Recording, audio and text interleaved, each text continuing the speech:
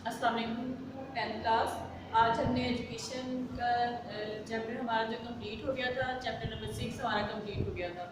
तो हमने उसके कल क्वेश्चन आंसर्स करवाए थे और अब उम्मीद है कि आप लोगों ने नोट कर लिए होंगे, उनको नोटबुक पे लिखा भी होगा और याद भी किए होंगे। और बेटा हो सके तो साथ साथ आप लिखा करें ताकि आपकी जो राइटिंग स्पीड है वो थोड़ी इंक्रीज़ हो जाए। जब आपकी राइटिंग स्पीड इंक्रीज़ हो जाएगी तो जितना मर्जी लेंथी पेपर हो आप उसको अपने टाइम के अंदर ही कर सकते हैं। अदरवाइज फिर स्पीड कम होगी तो क्या होगा कि हमारा पेपर रह जाता है, हम कर नहीं सकते।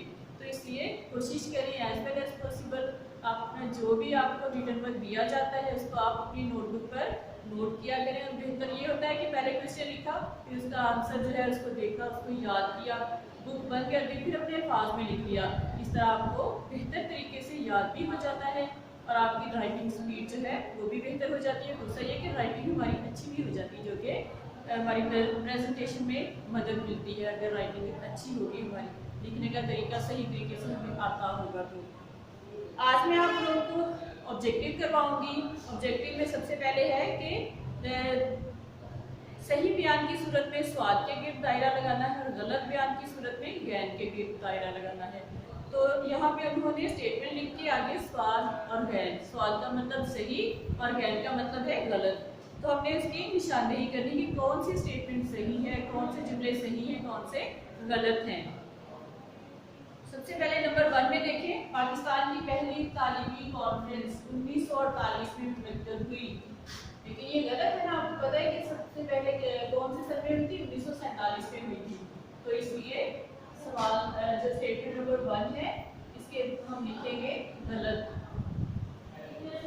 उन्होंने कहा है कि दायरा लगाना है तो फिर इसके गिर्द दायरा लगा दें, इसको टिक कर दें, इस तरह दायरा लगा दें। यहाँ पे आपके इस तरह उन्होंने जैसे आपकी बुक में है मैं वैसे ही लिख देती हूँ। स्वाद लिखा हुआ है, फिर क्लैश डाल के गैन लिखा हुआ है, तो आपने गैन को दायरा लगा देना है। फिर उसके बाद है सेकंड स्टेटमेंट है, पाकिस्तान की बेशतर तालीमी पॉलिसियों में इस्लामी नजरिया हयात को मुतासर तालीम की बुनियाद पर बनाया गया है।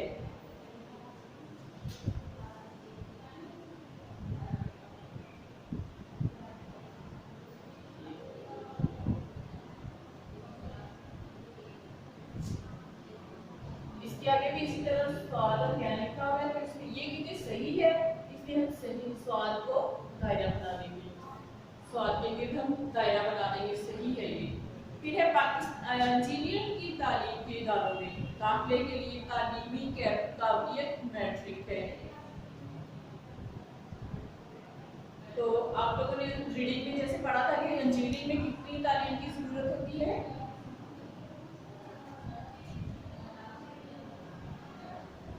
कम अज कम FSC, ठीक है।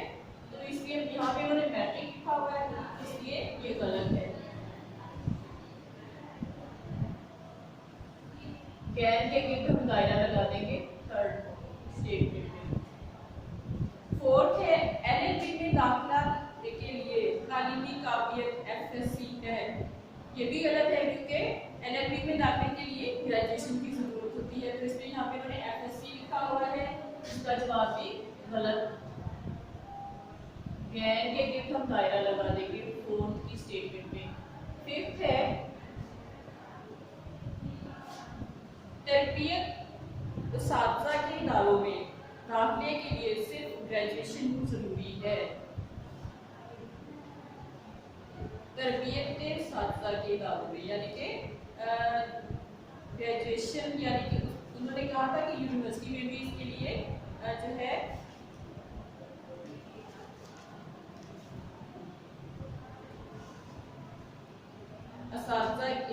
इसमें देखिएगा पेज नंबर 41 पे देखें कि हमें इस्तादा की तालीम और तरबियत को मियारी बनाना होगा। मुख्तलिफ सतह के मुख्तलिफ तरबियती इदारे और यूनिवर्सिटियाँ मुस्तकबिल के इस्तादा की तरबियत का एहतमाम कर रही हैं। तो इसमें यानी कि उसमें दाखिले के लिए ग्रेजुएशन ज़रूरी है।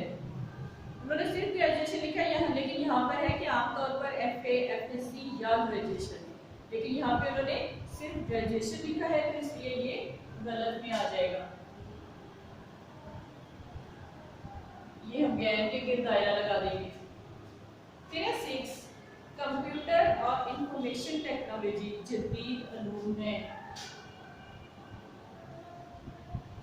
ये सही है क्योंकि कंप्यूटर और इंफॉर्मेशन टेक्नोलॉजी जो है वो जदीद उलूम में शामिल है। फिर है पाकिस्तान में इब्तदाई तालीम पूरी होने से पहले 50% बच्चे स्कूल छोड़ देते हैं। हमने पढ़ा था इब्तदाई तालीम में, तो उसमें हमें पढ़ा था ना कि 50% बच्चे जो हैं वो स्कूल छोड़ देते हैं तालीम पूरी होने से पहले। तो ये भी सही जो है इसको हम सर्कल करेंगे सवाल को। फिर उसके बाद है पाकिस्तान में ख्वानगी की तादाद 60% यानी कि 60% है। 6 का स्टेटमेंट है, 6 में है कि यहाँ पर 5 6 ये 7 और ये 8 स्टेटमेंट में है कि पाकिस्तान में ख्वानगी की शरह की तादाद 60% है, जबकि हमने पढ़ा था कि 60.3 पढ़ा था हमने ख्वानगी की शरह।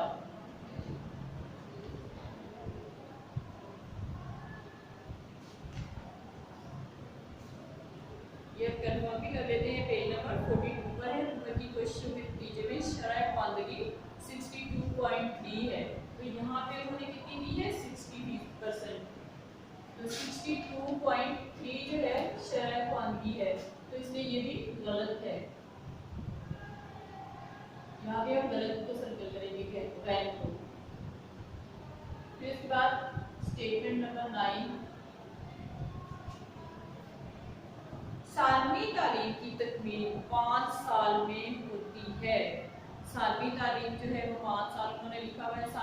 सालवी तालीम क्या थी हमारी, यानी कि इब्तदाई तालीम पहली क्लास से लेकर 8वीं क्लास तक, और सालवी तालीम जो है वो 9th क्लास से सेकेंड ईयर तक, यानी कि 9, 10 फर्स्ट ईयर सेकेंड ईयर। कितने साल मैंने 4 साल। तो यहाँ पे उन्होंने कितने साल लिखे हुए हैं 5 साल, तो इसलिए ये इसको हम गलत को सर्कल करेंगे गैर को। 10th स्टेटमेंट है पाकिस्तान में तालीम के 3 मदारिज हैं। पाकिस्तान में तालीम के कितने मदारिज हैं? आप लोगों ने रीडिंग में पढ़ा था बेटा कि कितने मदारिज है तालीम की। इब्तदाई तालीम है, सालवी तालीम है और आला तालीम। तो ये इसकी स्टेटमेंट जो है ये सही है, यानी कि 3 मदारिज हैं। सवाल को हम सर्कल कर देते हैं कि हमारे जो है ये हमारे टी क्रॉस कंप्लीट हो गया है। Question number 2। अब है क्वेश्चन नंबर 3, सवाल नंबर 3।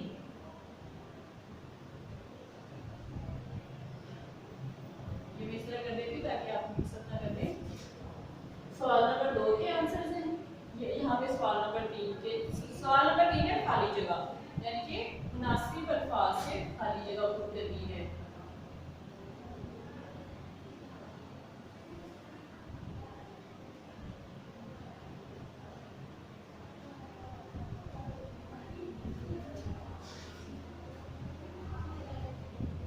सबसे पहले ये खाली जगह में देखिए कि पाकिस्तान के पहले वज़ीर तालीम जनाब फजलुर रहमान ने फरमाया कि तालीम का असल मकसद इंसानी जहन से डैश दूर करना है।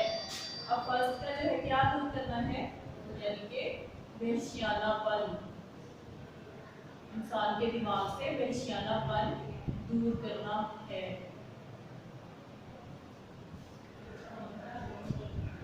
नंबर 2 में है FSC के बाद BSc की तालीम तो कितने साल में मुकम्मल होती है? 10 साल में, 2 साल में मुकम्मल होती है।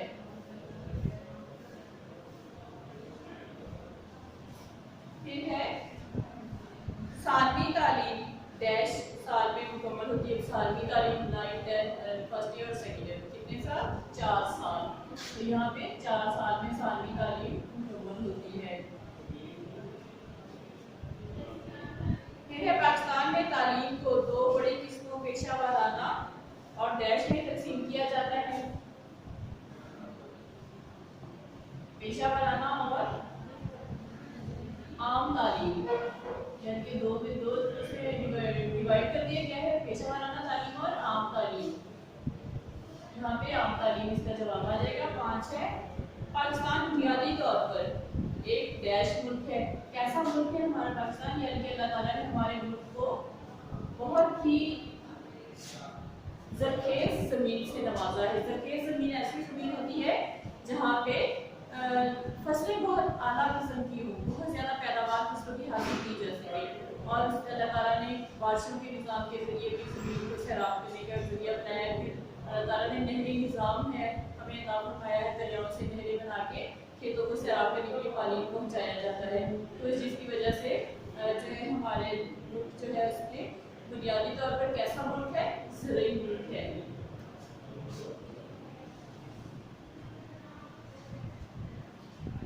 बाद मेडिकल कॉलेज में दाखिले के लिए एफएससी के बाद टेस्ट जरूरी है। कौन से टेस्ट जरूरी है? Entry test. एंट्री टेस्ट जरूरी है। ख़वातीन की तरबियत के लिए डैश के मज़ामीन पढ़ाए जाते हैं। अब कौन से मज़ामीन पढ़ाए जाते हैं ख़वातीन की तरबियत के लिए? Home economics.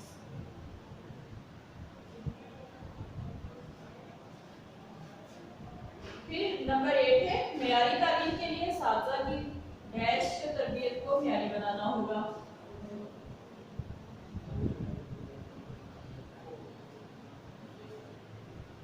तो इसमें आ जाएगा डैश में आ जाएगा तालीम, यानी कि तालीम और तरबियत को मेयारी बनाना होगा। फिर है पाकिस्तान में इब्तदाई तालीम से मुराद, बताएं सर आप क्या होगी? अगर आपने रीडिंग ध्यान से सुनी है तो आपको याद होगा कि पहली क्लास से लेकर 8वीं क्लास तक की तालीम जो है वो इब्तदाई तालीम में आ जाती है, यानी कि 8वें दर्जे तक। 8वें दर्जे तक। फिर 10 फिलिपी ब्लैंक्स है। पाकिस्तान में शरह ख्वानगी कितनी फीसद है? 62.3 62.3% हो चुकी है। ये सवाल नंबर 3 था। खाली जगह एमसीक्यू सॉरी बिग क्रॉस थे, खाली जगह है। अब इसके बाद सवाल नंबर 4।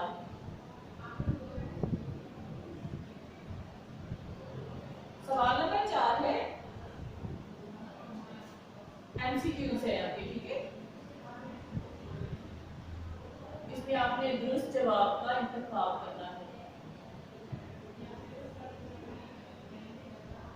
नंबर 1 है मुल्क की सनती तरक्की के लिए बुनियादी अहमियत रखती है कौन सी तालीम? इंजीनियरिंग की तालीम।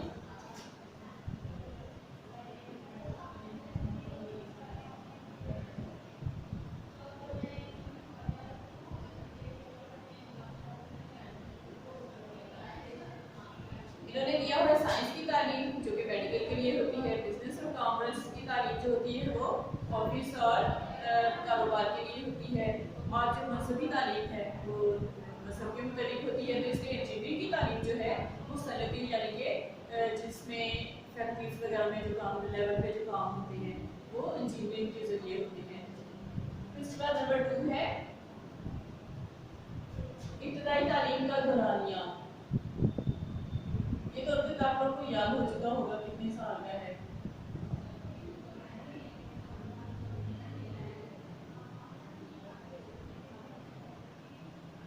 8 साल।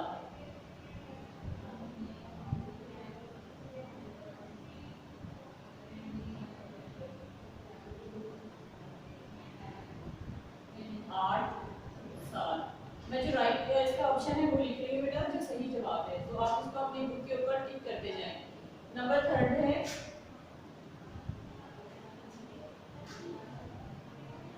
इब्तदाई तालीम से आला मदारिस तक मुफ्त तालीम फराहम की जाती है कहाँ पे? दीनी मदारस में।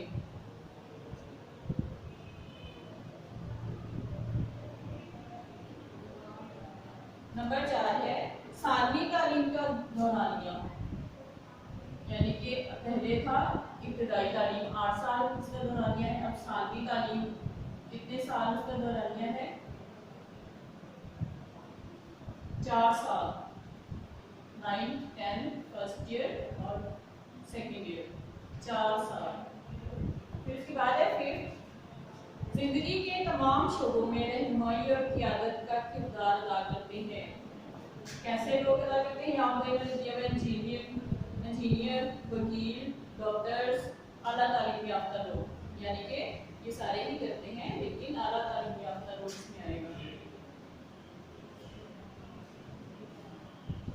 आला तालीम याफ्ता लोग। ये आपका सवाल नंबर 4 मुकम्मल हो गया है। अब हम करेंगे सवाल नंबर 5, जिसमें कॉलम मैच करना है।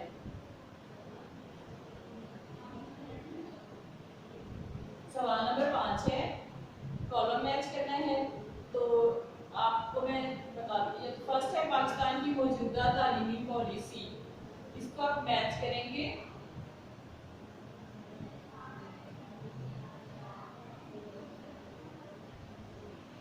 दो 2017 है, फर्स्ट का 2017 है, इससे मैच करेंगे। और सेकंड है दीनी मदारिस में इब्तदाई मदारिस तक आला मदारिस का तक तालीम। तो ये क्या है? मुफ्त फराहम की जाती। सेकंड को मुफ्त फराहम की जाती से हम मैच करेंगे।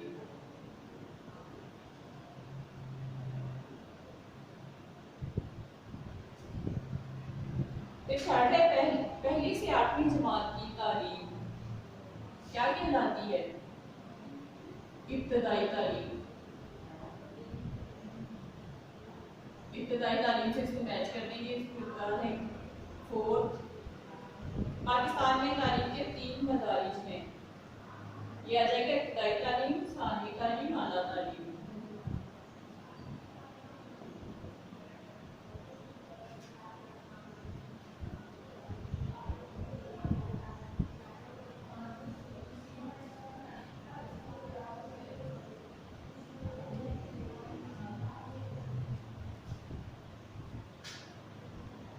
फिर है पाकिस्तान में सानवी तालीम का मरहला कितने साल का है? 4 साल का।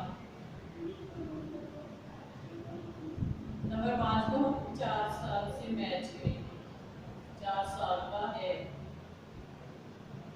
नंबर 6,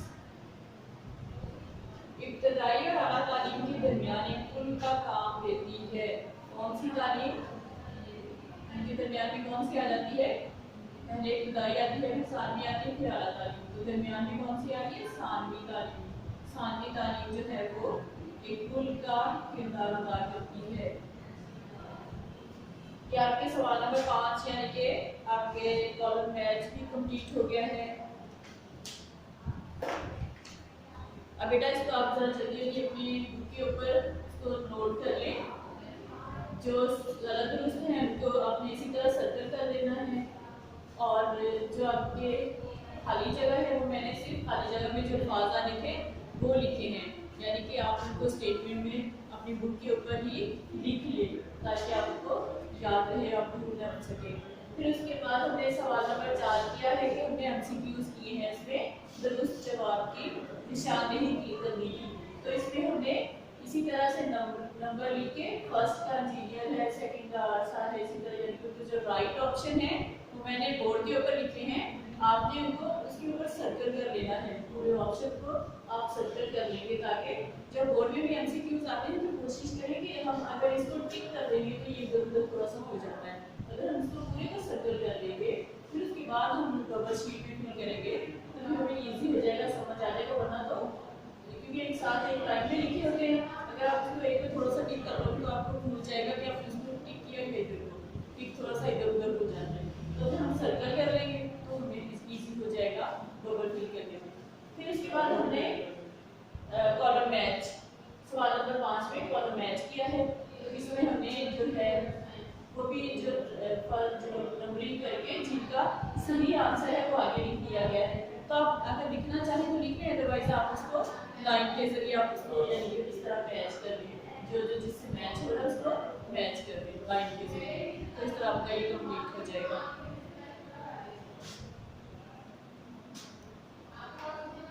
और बेटा आपने रीडिंग बहुत अच्छे तरीके से करनी है, क्योंकि ज़रूरी नहीं कि MCQs जो हैं इन्हीं से पेपर में आए, बल्कि वो वो रीडिंग में से भी बना लिए जाते हैं। और अगर रीडिंग अच्छे तरीके से हमने समझ के की होगी तो MCQs चाहे हमें शॉर्ट क्वेश्चन आ जाए कहीं से भी या फिर हमें MCQs कहीं से भी आ जाए तो हमें आता होगा, क्योंकि हमने रीडिंग अच्छी तरह की होगी। और अगर रीडिंग ही अच्छी तरह नहीं करेंगे तो फिर हम भूल जाएंगे कि क्या बता दिया, इसका क्या जवाब होगा। तो इसलिए बेहतर ये है कि रीडिंग प्रॉपर किया करें, समझ के किया करें, बहुत अच्छे तरीके से किया करें। ओके बेटा, अल्लाह हाफिज़।